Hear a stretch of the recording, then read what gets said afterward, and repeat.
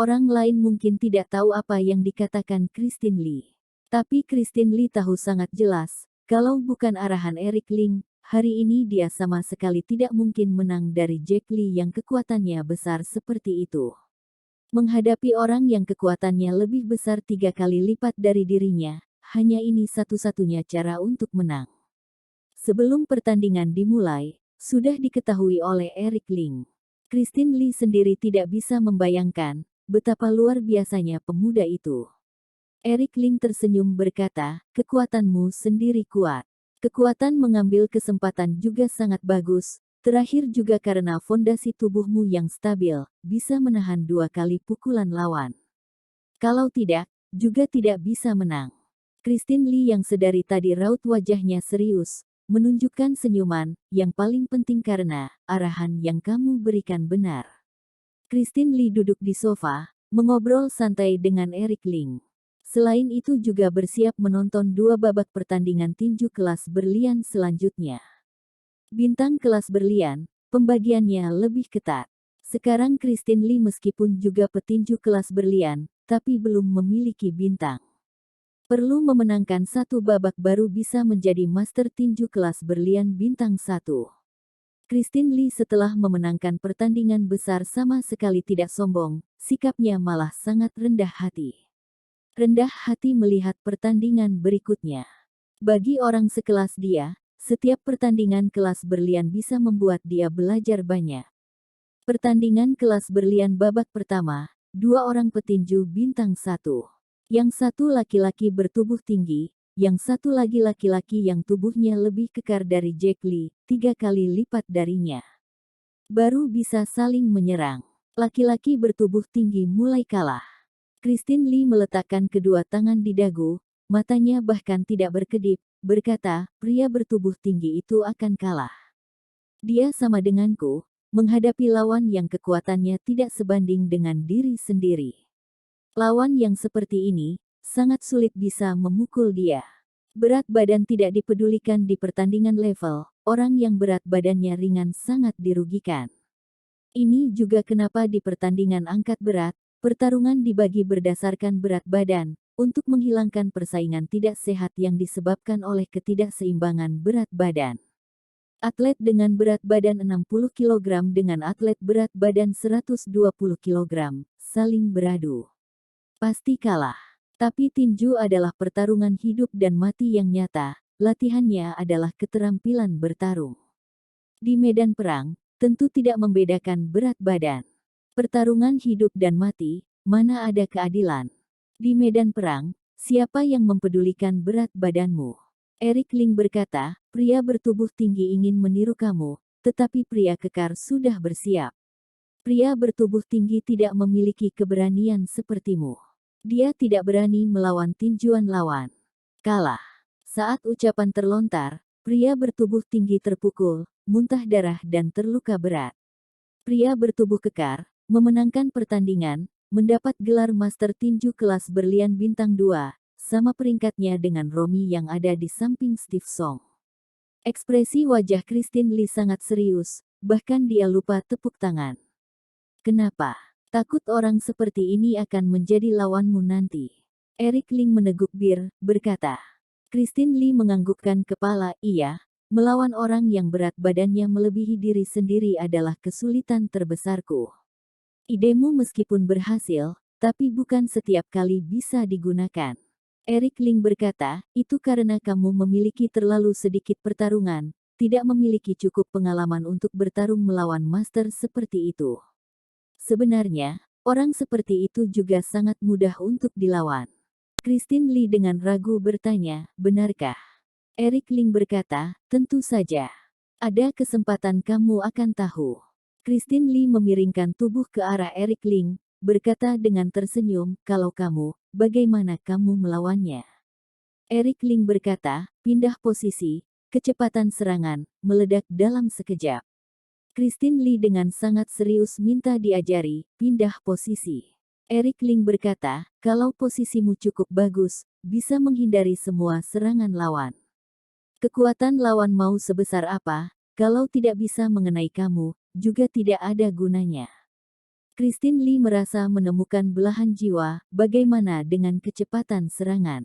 Eric Ling berkata, kalau kecepatan serangan cukup cepat, bisa mengabaikan serangan kuat lawan, keras bertemu dengan keras. Saat dia memberikan satu pukulan, kamu bisa memberikan 3 pukulan, 5 pukulan bahkan sampai 10 pukulan. Dengan begitu, dia keras bertemu dengan keras juga bukan lawanmu. Christine Lee menghela nafas, kamu benar-benar melihatnya secara menyeluruh, apa artinya meledak dalam sekejap? Eric Ling berkata, saat dia memberiku satu pukulan, aku bisa menendang dia 10 kali. Pukul dia 8 kali, masih bisa melukai tenggorokannya, telinga, mata.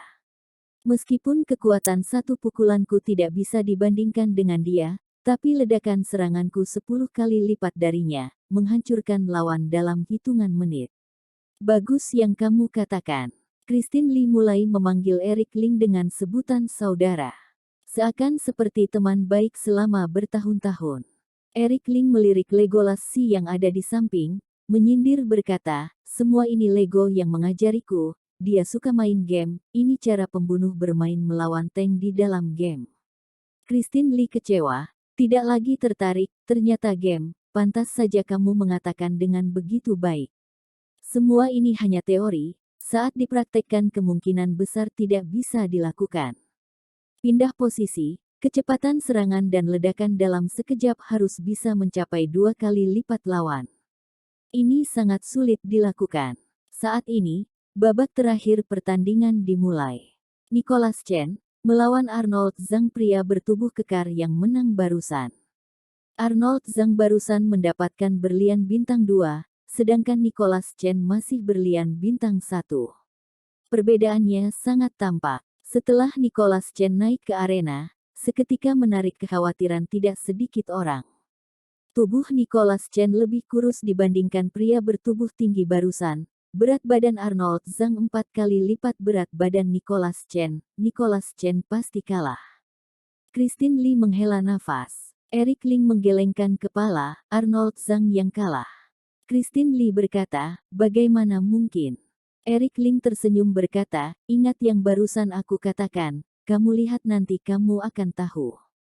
Pertandingan tinju, di depan penonton dimulai. Barusan dimulai, Arnold Zhang meluncurkan serangan. Christine Lee mengira Nicholas Chen akan terpukul kalah dalam sekejap, tapi kejadian setelah itu, membuat dia sangat terkejut. Melihat Nicholas Chen berpindah posisi dengan cepat, lagi pula setiap kali bisa melewati serangan Arnold Zhang. Semua serangan Arnold Zhang dilewati. Setelah Arnold Zhang meluncurkan serangan berturut-turut, nafasnya terengah-engah, tapi bahkan sudut baju Nicholas Chen pun tidak tersentuh. Christine Lee menoleh ke Eric Ling, pindah posisi yang sangat hebat. Nicholas Chen hebat ya. Semua sama seperti yang kamu katakan. Eric Ling berkata, setelah pindah posisi, selanjutnya, kecepatan serangan. Meskipun tubuh Nicholas Chen tidak besar, tapi dengan serangan yang cepat, bisa dengan Arnold Zhang keras bertemu keras. Christine Lee ragu-ragu melihat ke arena, melihat Nicholas Chen mulai meluncurkan serangan. Serangan bertubi-tubi, pertarungan yang menggila. Saat Arnold Zhang memberi satu pukulan, Nicholas Chen bisa memberikan 4 pukulan. Kecepatan 4 kali lipat. Setelah saling memukul lebih dari 10 kali, Arnold Zhang meskipun terpukul kalah, serangan berubah menjadi perlindungan. Serangan yang sangat cepat. Keras bertemu dengan keras. Arnold Zhang tidak bisa mengalahkan. Christine Lee bersemangat, kalau dilihat, Nicholas Chen akan membalik keadaan. Eric Ling berkata, setelah ini, meledak dalam sekejap. Arnold Zhang akan kalah. Ucapannya terlontar, pertarungan tetap berlanjut. Melihat Nicholas Chen mulai melakukan ledakan dalam sekejap. Serangan tidak hanya pukulan kepalan tangan, menendang kaki, pukulan siku, pukulan lutut, pukulan dada, semua dikeluarkan. Seperti banjir, mengalir deras. Seketika jatuh. Wajah Arnold Zhang terpukul, dada terpukul, kaki juga terpukul, mata, hidung dan tenggorokan semua luka parah. Terakhir dirinya terpukul keluar.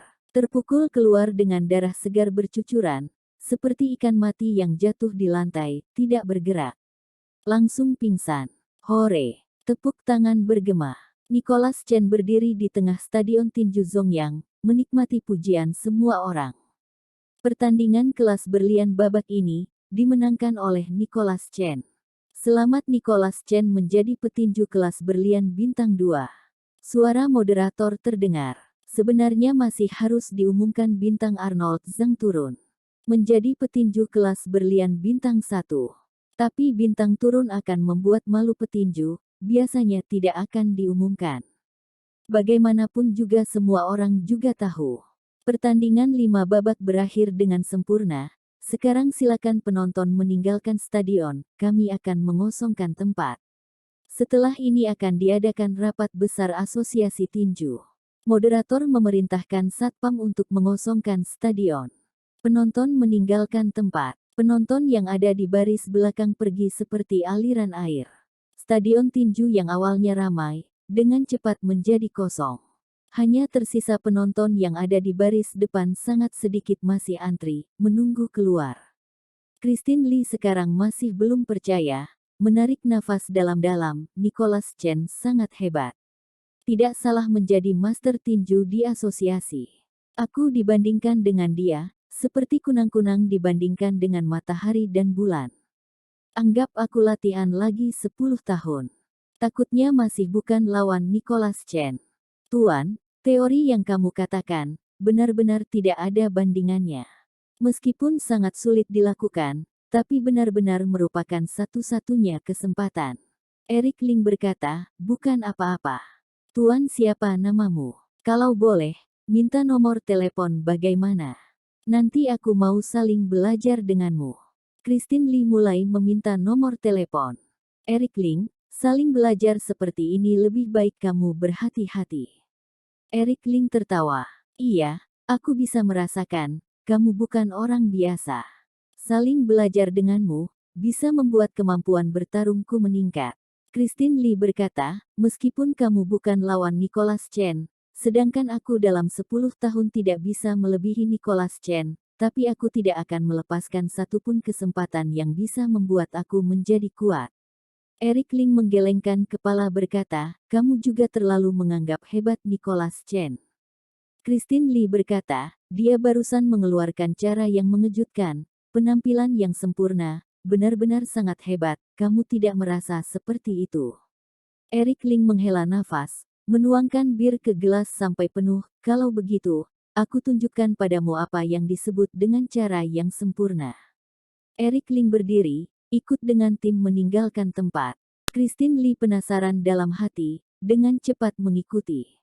Keluar dari stadion tinju Zongyang, logikanya seharusnya mengikuti jalur meninggalkan Pulau Zongyang, tapi Eric Ling malah meminta Legolas si pergi, berkata pada Christine Lee, kamu sekarang master tinju kelas berlian, juga anggota asosiasi tinju, kamu memiliki kriteria untuk menghadiri rapat besar, benar kan? Christine Lee berkata, iya.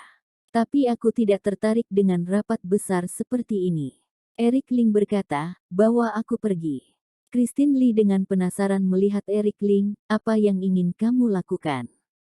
Eric Ling berkata, bawa aku tidak. Christine Lee menggelengkan kepala, tidak, aku sendiri tidak pergi. Orang-orang keluarga Song itu sangat munafik, satu langkah pun aku tidak ingin masuk ke tempat mereka. Eric Ling berkata, kamu tidak ingin melihat Nicholas Chen kalah pertandingan tinju. Christine Lee dengan penasaran berkata, siapa yang bisa mengalahkan Nicholas Chen?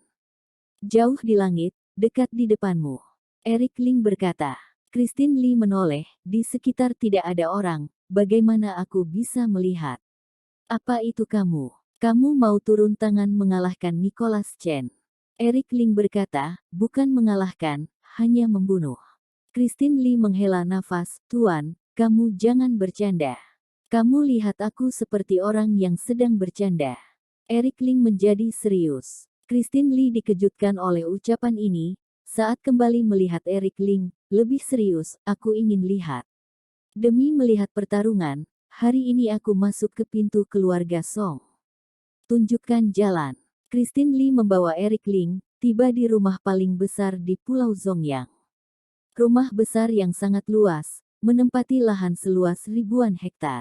Banyak orang di depan pintu, tapi kalau dibandingkan dengan keramaian stadion, tampak lebih sedikit. Tapi yang bisa masuk ke rumah besar, hanya anggota asosiasi tinju, atau tamu undangan penting, orang luar tidak bisa masuk. Master tinju kelas berlian seperti Christine Lee menunjukkan jalan, satpam di depan pintu tidak berani bertanya banyak. Mereka berdua sampai di tengah halaman, melihat tertata 20 meja bundar, saat ini sudah penuh.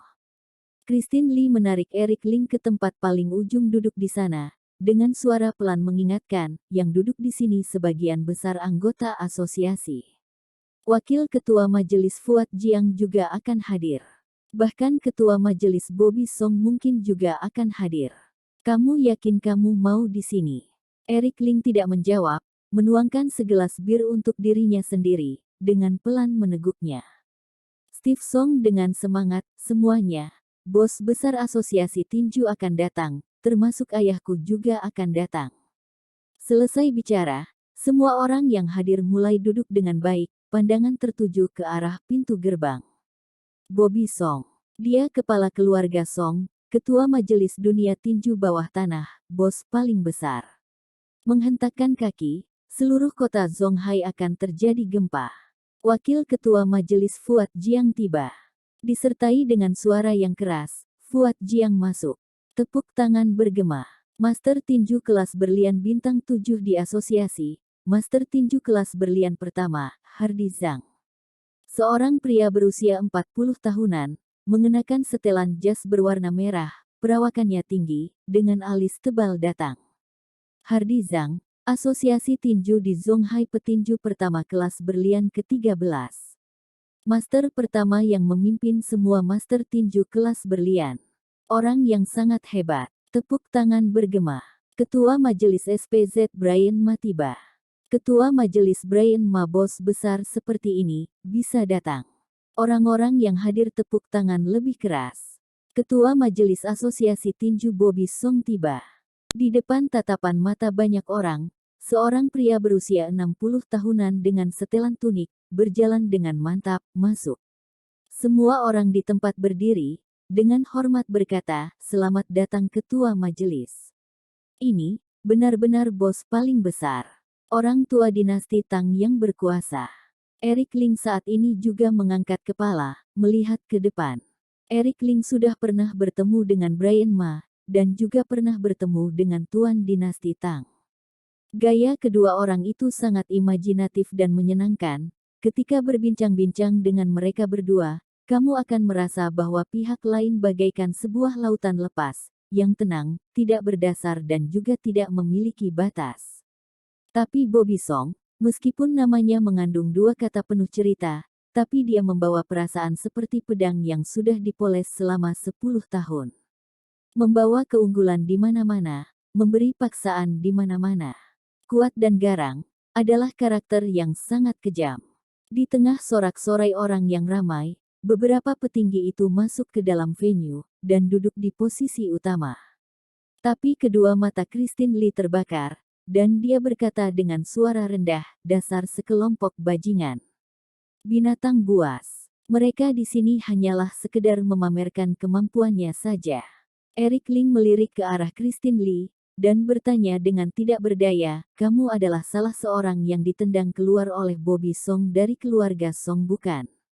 Christine Lee juga tidak menghindarinya, dan menganggukkan kepala sambil menjawab, "Iya." Eric Ling berkata, "Kamu pernah bersumpah, bahwa kamu akan menjadi yang terkuat di serikat tinju, dan mengembalikan peraturan serikat tinju, untuk menggulingkan keluarga Song." Christine Lee jelas terlihat tidak percaya diri, tapi tatapan matanya terlihat sangat tegas, "Benar. Rasa sakit dan kepedihan yang mereka bebankan padaku itu, akan aku kembalikan apapun yang terjadi. Aku harus menggulingkan mereka. Meskipun aku pada akhirnya tidak bisa memenuhi sumpahku sekalipun, aku juga pasti akan mencoba melakukannya dengan sepenuh hati, karena itu adalah satu-satunya alasan dan tujuan hidupku." Eric Ling menjawab, "Kamu pasti akan bisa mewujudkannya. Aku mendukungmu. Benarkah?" Kamu adalah orang pertama yang mengatakan hal seperti itu kepadaku. Semua orang berkata bahwa aku sudah gila. Mereka berkata aku sudah histeris. Christine Lee menatap mata Eric Ling dalam-dalam dan berkata, kamu berpikir aku bisa melakukannya, apa karena kamu merasa aku sangat berpotensi? Dia terlalu membutuhkan dukungan. Eric Ling berkata, kamu memang sudah histeris. Tapi setelah histeris, kamu juga mendapatkan potensi yang besar. Itu juga cukup bagus. Eric Ling, aku tidak akan memperdulikanmu. Christine Lee mengangkat tangannya dan hendak memukul Eric Ling, tapi setelah berpikir-pikir, dia merasa mungkin dia tidak akan bisa memukulnya. Dia pun kembali menarik tangannya, dan dengan sangat kesal menghentakkan kakinya. Eric Ling tersenyum, meskipun kamu tidak bisa melakukannya, itu tidak berarti orang lain tidak bisa melakukannya. Kamu tidak bisa menggulingkan keluarga Song, itu juga bukan berarti orang lain tidak bisa menggulingkannya, bukan begitu? Christine Lee menjawab dengan agak kesal, benar juga. Mungkin suatu hari nanti akan ada seorang pria yang menginjak awan keberuntungan dengan jubah matahari, kemudian menggulingkan keluarga Song. Para petinggi itu segera masuk ke dalam venue satu demi satu, dan tentu saja mereka harus mengungkapkan pendapat mereka masing-masing. Sebagai pemimpin dari 13 petinju berlian, Hardy Zhang berkata dengan sungguh-sungguh bahwa para petinju harus melanjutkan upaya dan kerja keras mereka, dan menggunakan diri mereka sebagai contoh untuk berusaha menjadi orang sehebat ini. Fuad Jiang merangkum perkembangan dan masalah yang terjadi di Serikat Tinju dari tahun lalu, dan menatap ke masa depan. Brian Ma adalah seorang tamu terhormat, dia datang dengan membawa restunya, tapi itu berakhir hanya dengan beberapa kata singkat. Ketika pada akhirnya sampai pada giliran Bobby Song, semua orang menahan nafas, dan mendengarkan ajaran dari Presiden dengan sungguh-sungguh. Bobby Song memberi salam, dan akhirnya berkata, melihat ke belakang, dunia tinju kami telah berkembang pesat dan telah membentuk rantai industri yang lengkap di kota Zhonghai. Bahkan bisnis kami sudah mulai menyebar ke luar Zhonghai. Banyak petinju dari luar negeri juga datang ke kota Zhonghai untuk belajar tinju. Ada juga banyak master dari tempat lain yang datang ke kota Zhonghai untuk berpartisipasi dalam kompetisi tinju. Ini adalah hasil dari pertumbuhan yang kuat dari Serikat Tinju kami.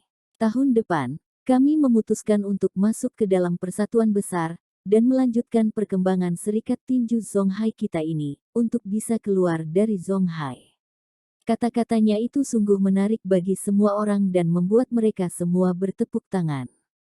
Bobby Song melanjutkan, seperti yang diketahui semua orang, kondisi ekonomi tahun ini sangat buruk, setiap lapisan masyarakat harus berjuang untuk berkembang dengan pendanaan yang sangat ketat.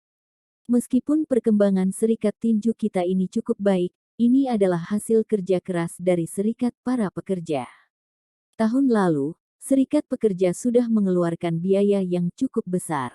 Demi untuk memastikan Serikat Tinju kita akan bisa keluar dari kota Zhonghai tahun depan, aku memutuskan untuk meningkatkan komisi serikat sebanyak 10%. Semua orang yang hadir pun menjadi heboh. Menurut peraturan serikat saat ini, serikat harus mengambil 50% dari total pendapatan untuk setiap pertandingan petinju. Jumlah ini termasuk jumlah pendapatan tiket, pendapatan kumpulan dana taruhan, serta biaya dukungan citra pribadi, biaya penampilan, dan sebagainya. 50% lainnya diambil oleh Boxing Center, dan kemudian dibagikan kepada para petinju. Para petinju bisa kira-kira mendapatkan kurang lebih sebanyak 30%. Dalam sebuah serikat, Boxing Center dan petinju adalah pihak yang kurang beruntung. Terlebih lagi para petinju, mereka adalah pihak yang lebih kurang lemah. Sekarang serikat ingin mengambil 60% dari total pendapatan. Hanya 40% yang tersisa untuk Boxing Center. Maka petinju hanya bisa mendapatkan 20% dari total pendapatan pada akhirnya. Ini adalah eksploitasi yang terang-terangan. Tapi, tidak ada satu orang pun yang berani menentangnya. Bahkan Nicholas Chen juga bangkit berdiri dan mendukung, untuk memperluas pasar tinju, Serikat tinju telah bekerja dengan sangat keras, itu benar-benar tidak mudah. Masuk akal untuk meningkatkan pendapatan saham sebanyak 10%.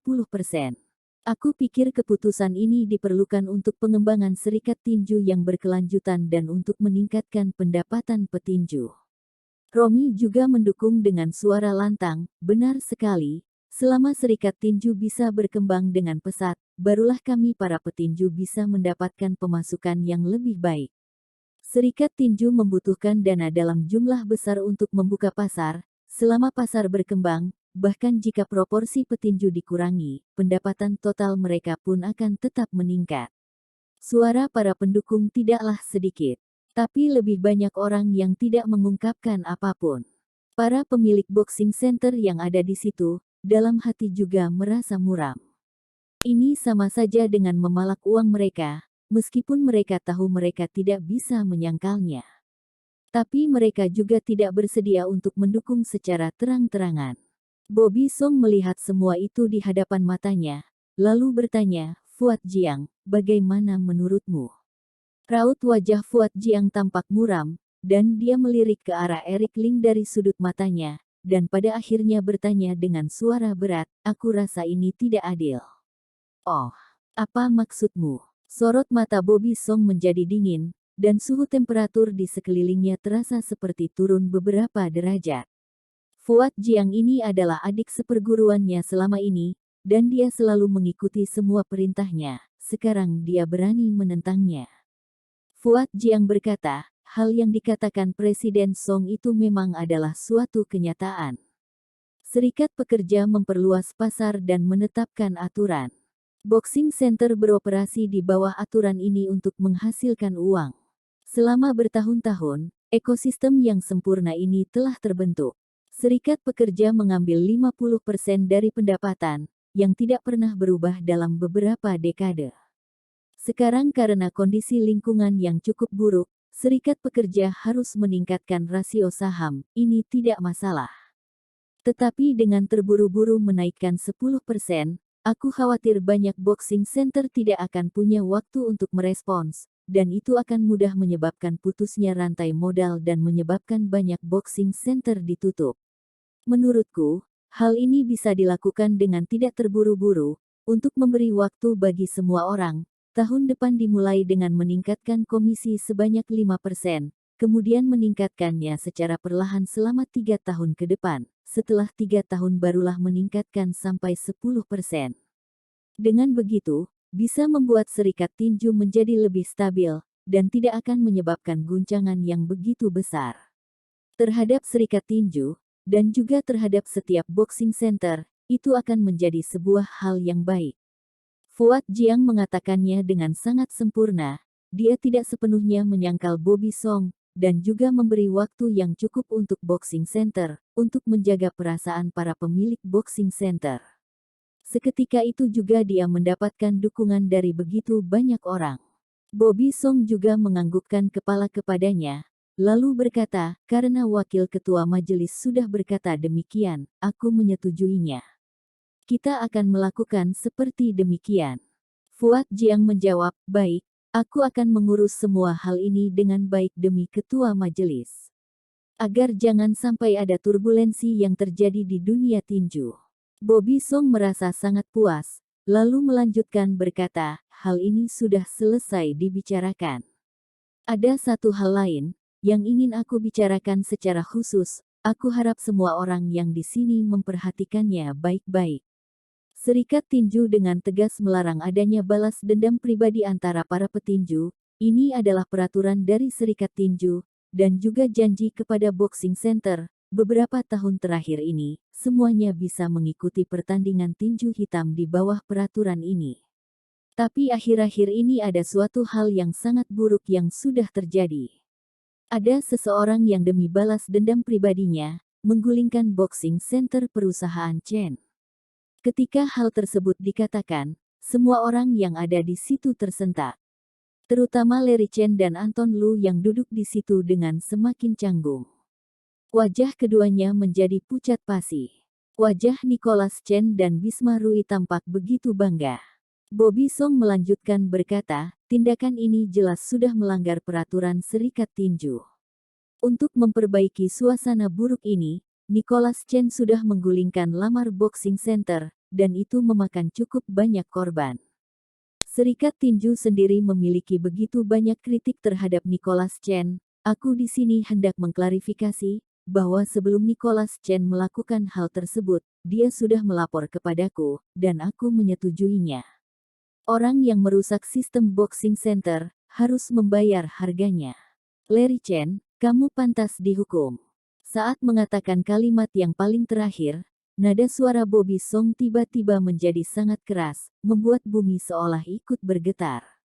Larry Chen tersentak kaget, dan bangkit berdiri dengan tergesa-gesa, lalu berkata dengan penuh hormat, apa yang dikatakan Ketua Song benar adanya, aku Larry Chen tahu aku salah. Bobby Song berkata dengan dingin, siapa yang membuatmu memiliki nyali yang begitu besar, membuatmu berani menggulingkan boxing center perusahaan Chen. Dalam beberapa dekade terakhir ini, belum ada hal sangat keji seperti menggulingkan boxing center di dunia tinju bawah tanah Zonghai seperti ini. Lamar Boxing Center milikmu lah yang memulai semua ini. Kamu sangat bersalah atas hal-hal jahat yang telah melanggar aturan tinju selama beberapa dekade. Keringat dingin bercucuran di tubuh Larry Chen, dan sekujur tubuhnya gemetar dengan hebat. Steve Song saat ini berkata, meskipun Lamar Boxing Center milikmu sudah diratakan, tapi ini juga hanyalah sedikit efek samping karena sudah menyalahi boxing center perusahaan Chen. Kamu yang sudah memulai permasalahan ini, maka kamu juga harus membayar harganya, untuk menjadi contoh, dan peringatan bagi semua petinju yang ada.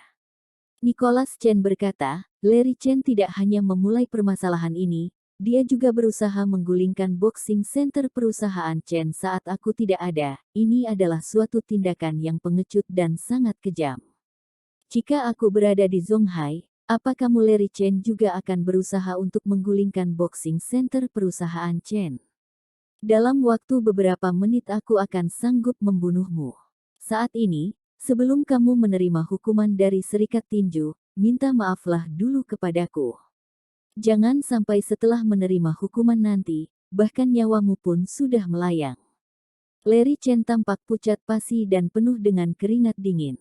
Saat itu Anton Lu bangkit berdiri dan berkata dengan hormat, Master Tinju Chen, Ketua Song. Meskipun Lamar Boxing Center kami ini memulai permasalahan itu, tapi kami sudah menerima hukumannya. Lamar Boxing Center kami tidak hanya sudah hancur, tapi juga kehilangan lebih dari 100 nyawa. Hal ini, lebih baik diakhiri di sini saja. Plak. Bisma Rui menamparkan wajah Anton Lu dengan keras sambil berkata, jika Master berkata itu diperlukan maka itu diperlukan, kamu tidak pantas untuk menyangkalnya. Ditambah lagi, Masterku menyuruh Larry Chen untuk bersujud, itu untuk menyelamatkan wajahnya. Ada begitu banyak orang di luar sana yang ingin bersujud di hadapan Masterku, tapi mereka tidak pantas untuk melakukannya. Wajah Anton Lu yang ditampar tampak merah dan memar. Tapi dia tidak berani membalas, atau bahkan membantahnya. Dia adalah pemimpin hitam putih di distrik Marina. Tapi di perkumpulan serikat tinju ini, dia terlihat seperti seekor semut, yang bahkan sama sekali tidak mempunyai tenaga untuk membalas. Bro, Bisma Rui langsung menendang lutut Anton Lu, membuatnya tersungkur berlutut di tanah. Ini barulah postur yang benar bagimu saat berhadapan denganku. Anton Lu menggertakkan gigi dan berusaha untuk bangkit berdiri, alhasil lututnya yang lain juga ditendang hingga patah, dan membuatnya sama sekali tidak bisa bangkit berdiri dari tempat itu. Bisma Rui mendengus dengan dingin, lalu menoleh menatap Larry Chen. Larry Chen, apa kamu masih belum berlutut dan memohon maaf kepada masterku? Larry Chen menggertakkan gigi tanpa berkata apapun. Dia juga adalah seseorang yang punya harga diri. Jika saat ini dia berlutut di depan umum, bagaimana dia akan berjalan keluar di distrik Marina nantinya? Bisma Rui berkata dengan dingin, jangan kira kamu sudah sangat hebat ketika menjadi tetua di distrik Marina. Di serikat tinju ini, di hadapan masterku, kamu bahkan tidak sepadan dengan seonggok debu. Sekarang kamu bersujud dan berlutut, adalah sebuah hukuman yang ringan. Nanti jika kamu sudah membuat masterku marah, konsekuensinya akan jauh lebih berat dan tidak akan sesederhana berlutut dan bersujud. Baju Larry Chen basah kuyup, dan dengan mulut kering dia bertanya, "Maaf Ketua Song, bagaimana kamu akan menghukumku?" Bobby Song berkata, "Karena kamu sudah memulai preseden itu, maka hukumanmu juga adalah suatu yang baru. Demi mencegah tinju, aku memutuskan untuk mengambil alih seluruh properti perusahaan Chen, dan semua orang yang ada di keluarga perusahaan Chen harus menghabiskan sisa hidupnya selama di Zhonghai dengan mengemis. Dan kamu Larry Chen sebagai penanggung jawab semuanya, hilangkan hidung dan matanya, ikat lehernya dengan rantai besi, dan gantung dia di depan gerbang serikat tinju. Biarkan dia menjadi peringatan bagi semua orang di dunia tinju untuk selamanya, biarkan semua orang mengingat pelajaran yang terjadi kepadamu." Suara yang begitu dingin itu, terdengar mengumumkan nasib seseorang. Kedua kaki Larry Chen sontak gemetar dan menjadi lemas, terhuyung-huyung untuk sesaat, seperti tidak bisa berdiri dengan tegak. Kehilangan properti, keluarga harus mengemis seumur hidup di jalan-jalan kota Zhonghai, dan mereka harus memotong hidung mereka dan memotong mata mereka, dan diikat ke gerbang serikat tinju seperti anjing. Apa ini adalah harga yang harus dibayar setelah meratakan boxing center perusahaan Chen saat itu? Larry Chen mengangkat kepalanya dan melihat ke sekelilingnya. Dia merasa langit berputar. Dia yang sudah melihat begitu banyak hujan dan angin dalam hidupnya, kini menghadapi kondisi yang seperti ini. Seketika dia merasa sangat sulit menerimanya. Bisma Rui berkata dengan bangga, "Larry Chen, Presiden sudah mengumumkan akhir darimu. Cepat sampaikan permohonan maafmu kepada Nicholas Chen, kemudian terimalah hukumanmu, jangan menghabis-habiskan waktu semua orang. Kami sudah mengundang grup penyanyi dan penari terkenal untuk tampil di atas panggung." Larry Chen terhempas duduk di lantai, lalu menghela nafas panjang. Larry Chen, oh Larry Chen, kehidupanmu ini, sudah sampai pada akhirnya. Jika mengikuti orang yang salah, dan melakukan hal yang salah, maka wajar untuk menerima sebuah akhir yang tidak bisa diubah, karena tidak bersedia untuk meminta maaf. Patahkanlah kakinya dan buanglah keluar, jangan sampai dia merusak suasana hati estetik presiden. Saat ini Nicholas Chen mengangkat tangannya, lagi pula mata dan hidungnya juga akan dipotong dan digantung di luar pintu seperti seekor anjing. Aku juga tidak menginginkan sebuah permintaan maaf dari seekor anjing. "Baik, Master." Bisma Rui membungkuk dengan hormat, lalu datang menghampiri Larry Chen, dan langsung mengangkat kakinya, seperti berniat untuk mematahkan lutut Larry Chen. Pada saat itu, ada jalanan ke surga, kamu tidak pergi. Tidak ada jalan ke neraka, kamu harus menerobos. Suara keras seperti ledakan bom terdengar nyaring dari antara semua hadirin yang ada. Semua orang terkejut ketika mendengar suara itu, dan segera menolehkan kepala. Dan melihat ke arah seorang pemuda yang duduk di sudut, yang berbicara sambil minum bir.